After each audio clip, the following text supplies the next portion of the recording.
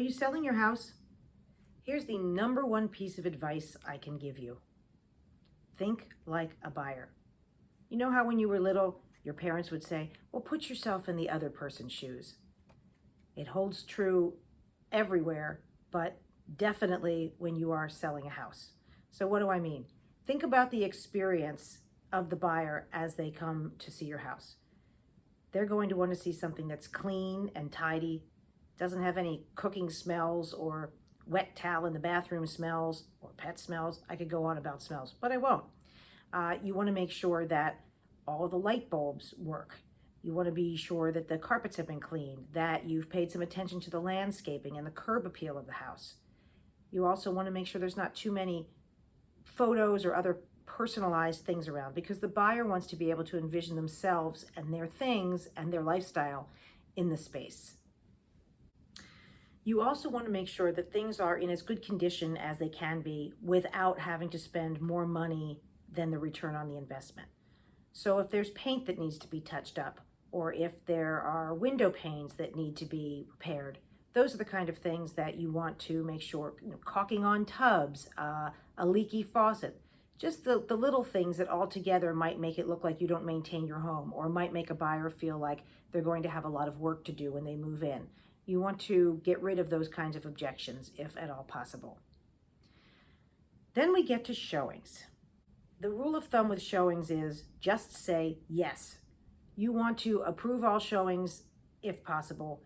If you can do a setup with your agent, something where every agent who requests to see it gets instant confirmation that they can, that's great. Now, obviously, it's not always possible. If you are living in the home, you don't necessarily want somebody to be able to make an appointment because they're driving by and then 5 minutes later they walk into your house. But within the confines of what you are able to do, it is best to allow showings, because sometimes somebody's in from out of town, or they only have a few hours, or they're trying to squeeze something in between lots of other appointments. And if you're fussy about when someone can and can't come, it may result in somebody not seeing your house and finding another house, putting a bid on it. They might have even liked yours better, but you just made it too difficult for them to see it. So just say yes.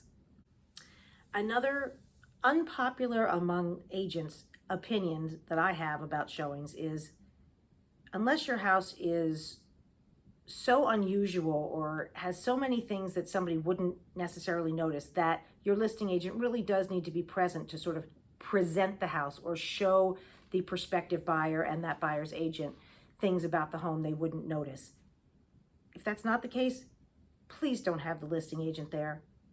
All of the studies have shown that properties that are viewed when the listing agent is present have people who stay in the property for a shorter amount of time.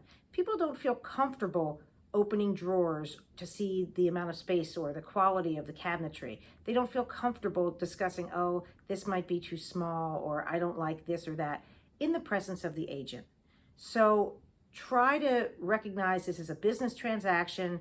If you have one of those cameras and you record what people say, you may choose not to watch it. But in any case, there's almost never a compelling reason to have the listing agent present.